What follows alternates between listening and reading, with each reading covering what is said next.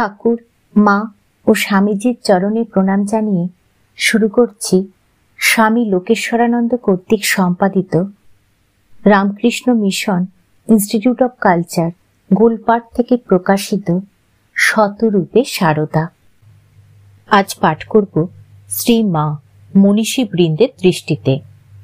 রচয়িতা রমেন্দ্র নারায়ণ সরকার, অধ্যাপক বাংলা বিভাগ, রামকৃষ্ণ মিশন আবাসিক মহাবিদ্যালয়, নরেন্দ্রপুর, 24 পরগনা।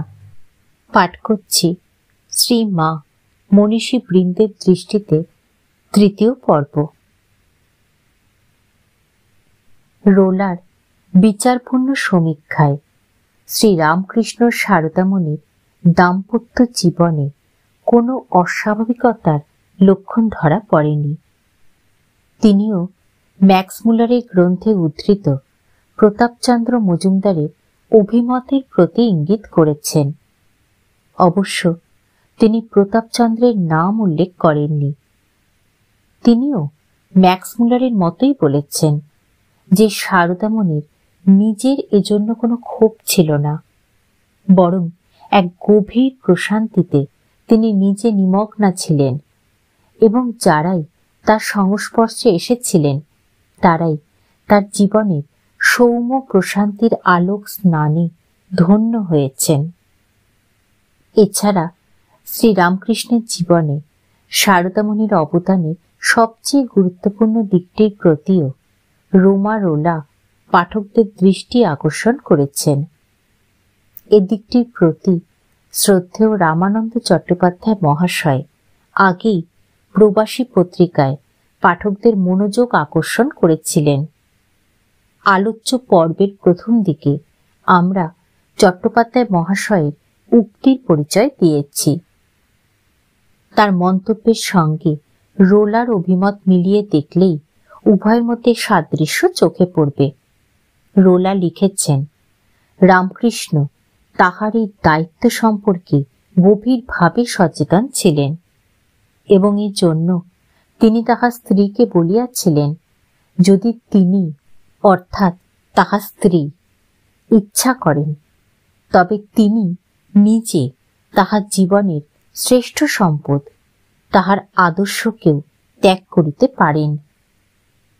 রামকৃষ্ণ সারদামণিকে বলেন, আমি সমস্ত নারীকে মার মতোই দেখিতে শিখিয়াছি, তাই কেবলমাত্র তাহা ছাড়া অন্য রূপে তোমাকে আমি ভাবিতে পারি না। কিন্তু যদি তুমি আমাকে এই মায়ার জগতে টানিয়া আনিতে চাও তবে আমি তোমার বিবাহিত স্বামী হিসাবে তোমার সেবায় আসিতে পারি। রামকৃষ্ণের মধ্যে মানবিকতাটা অধিক পরিমাণে ছিল, তাই তাহার উপর তাহার স্ত্রীর যে অনস্বীকার্য দাবি থাকিতে পারে তাহা তিনি স্বীকার করিয়াছিলেন। কিন্তু নিজের সকল দাবি বা অধিকার ত্যাগ করিবার মতো উদারতা ও মহত্ব সারদামণির ছিল।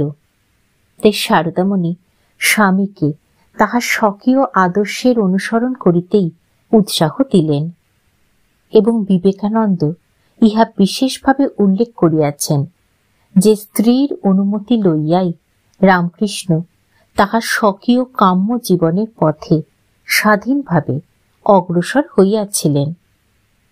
সারদামণির সারল্য ত্যাগে মুগ্ধ হইয়া রামকৃষ্ণ তাহার জ্যেষ্ঠ ভ্রাতার ভূমিকা গ্রহণ করেন। শ্রী রামকৃষ্ণের জীবন সাধনায় শ্রী মায়ের ত্যাগ ও নিষ্কাম ভালোবাসা যে কত বড় প্রেরণা ও সহায়কের কাজ করেছিল তা রামানন্দ চট্টোপাধ্যায় এবং রোলা পৃথিবীর 2 মহাদেশের অধিবাসী হয়েও প্রায় একই রকম সহৃদয় দৃষ্টির আলোকে বুঝে নিতে পেরেছেন। শ্রী মায়ের সেই পরিমিত পরিচয়ের যুগে তার সম্বন্ধে এই রকম সহৃদয় অন্তর্দৃষ্টির প্রকাশ ঘটিয়ে এই দুজন চিন্তাবিদ অসাধারণ মনস্বিতার স্বাক্ষর রেখে গিয়েছেন। অথচ এরা কিন্তু শ্রী মায়ের ভক্তমণ্ডলীর অন্তর্ভুক্ত নন, বরং বিচার বিশ্লেষণশীল চরিতালেখ্যই এরা পছন্দ করেন সেই বিচারের তৌল দণ্ডেই শ্রীরামকৃষ্ণের সাধনায় শ্রী মায়ের নীরব আত্মসংবৃতি সমৃদ্ধ অবদানের নিহিতার্থ এরা নির্ণয় করেছেন।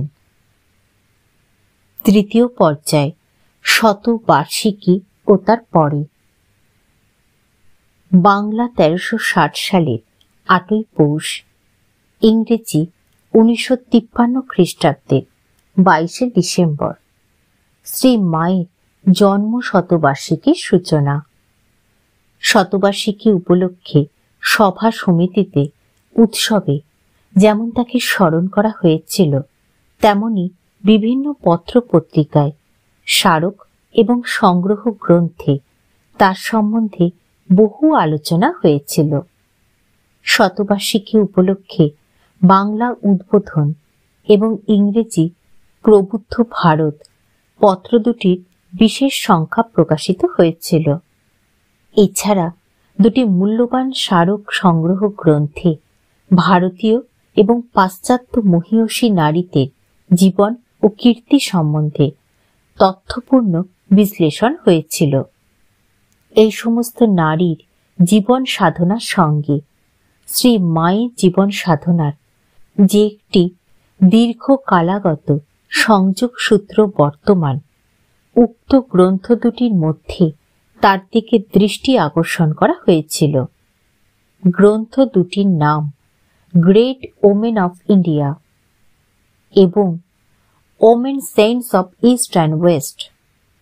প্রথম গ্রন্থটি অদ্বৈত আশ্রম থেকে 1953-তে এবং দ্বিতীয় গ্রন্থটি লন্ডন রামকৃষ্ণ বেদান্ত কেন্দ্র থেকে 1955-তে প্রকাশিত হয়েছিল।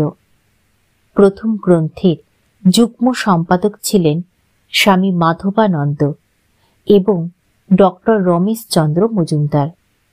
দ্বিতীয়টির সম্পাদকীয় পরামর্শদাতা ছিলেন স্বামী ঘনানন্দ এবং স্যার জন স্টুয়ার্ট ওয়ালেস। ভারতের মহীয়সী নারীবৃন্দ শীর্ষক গ্রন্থে মুখবন্ধে বিখ্যাত ঐতিহাসিক ডক্টর রমেশচন্দ্র মজুমদার লিখেছেন, যে কেউ এই গ্রন্থ শেষে সংযুক্ত শ্রী মায়ের জীবনী প্রবন্ধটি পাঠ করলে একটি বিষয়ে সুনিশ্চিত হবেন, রামকৃষ্ণ সংঘ এবং বাইরের লক্ষ লক্ষ লোক শ্রী মাকে শুধু শ্রী রামকৃষ্ণের সহধর্মিণী বলেই সম্মান করেন না। তার এই ব্যাপক সম্মান লাভের প্রধান কারণ এই যে তিনি তার স্বামীর প্রকৃত শিষ্যা ছিলেন। 13 বৎসর স্বামীর তত্ত্বাবধানে যে সাধনা তিনি করেন, তাতে আধ্যাত্মিক উপলব্ধির উচ্চতম স্তরে উন্নীতা হয়েছিলেন।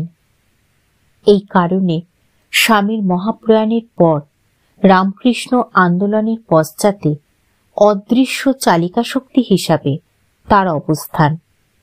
শুধু তাই নয়, শ্রীরামকৃষ্ণের তিরোধানের পর প্রায় 34 বৎসর সহস্র সহস্র ঈশ্বর অনুসন্ধিৎসুর আধ্যাত্মিক প্রয়োজন মেটানোর কাজে আত্মনিমগ্না ছিলেন। ডক্টর মজুমদার আরও লিখেছেন, শ্রী মায়ের জীবনের বিভিন্ন পর্বে অভূতপূর্ব কতগুলি বৈশিষ্ট্য চোখে পড়ে।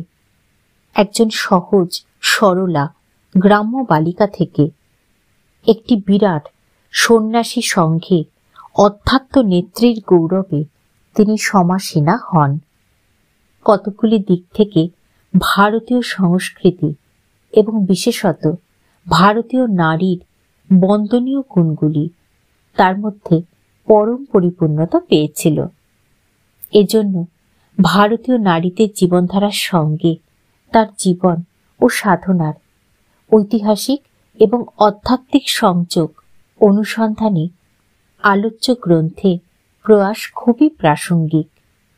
গ্রন্থটির ভূমিকায় ডক্টর সর্বপল্লী রাধাকৃষ্ণন বলেছেন, নারীরা সহজাত গুণেই সভ্যতার বাণী বাহিকা।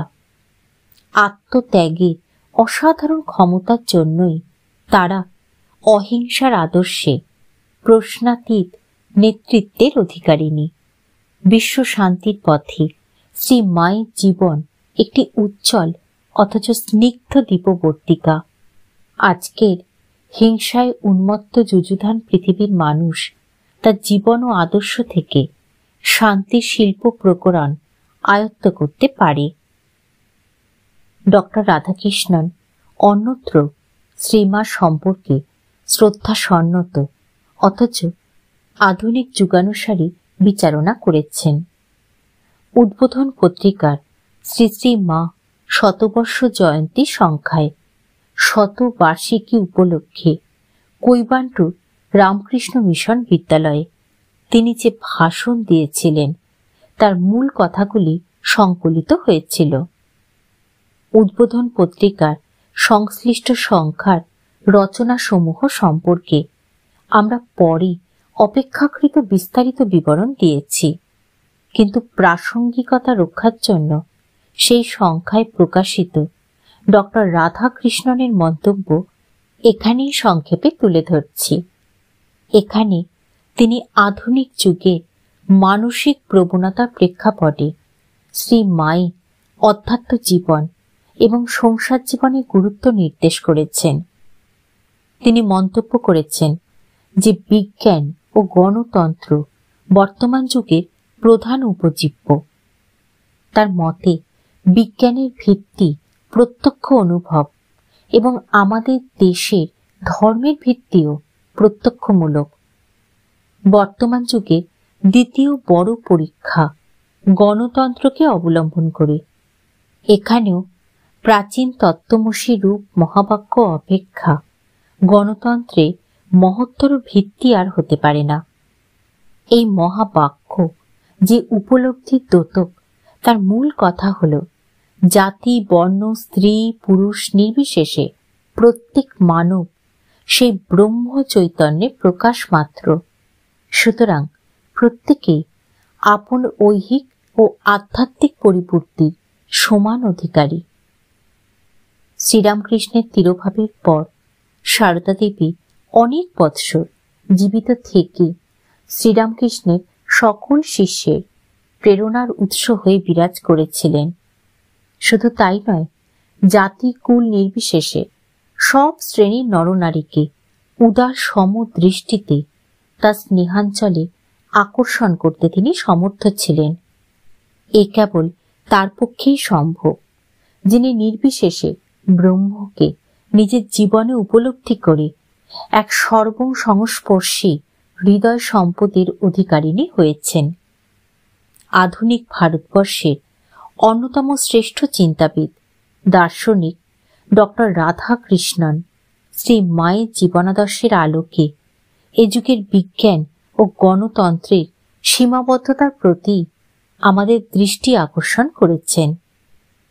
বিজ্ঞানের জড় প্রত্যক্ষবাদ মানুষকে ঐহিক সমৃদ্ধি দান করে, কিন্তু চিত্ত সম্পদের অধিকারী করে না।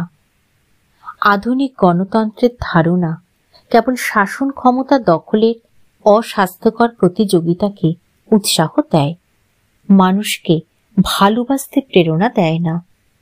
গণতন্ত্র এখন শুধু কথার কথায় পর্যবসিত, কিন্তু শ্রী মায়ের জীবনে যে সর্বচিত্ত জয়ী ভালোবাসার শক্তি ছিল, তাই বিজ্ঞান ও গণতন্ত্রে দুরারোগ্য ব্যাধি প্রশমনে অমৃতের কাজ করতে পারে। এছাড়া অন্য পথ নেই। শ্রী মা যে স্বতন্ত্র একটি চরিত্র মহিম অর্জন করেছেন, সেদিকে এখন থেকে মনীষীজনের দৃষ্টি প্রসারিত হয়েছে। এখন তিনি শুধু শ্রীরামকৃষ্ণ বনিতারূপেই নন, সাধন লব্ধ নিজ ব্যক্তিত্বের আলোকেই উদ্ভাসিত। অহিংসা এবং শান্তির মন্ত্রোচ্চারণে এখন তার সোপার্জিত অধিকার স্বীকৃতি পেয়েছে।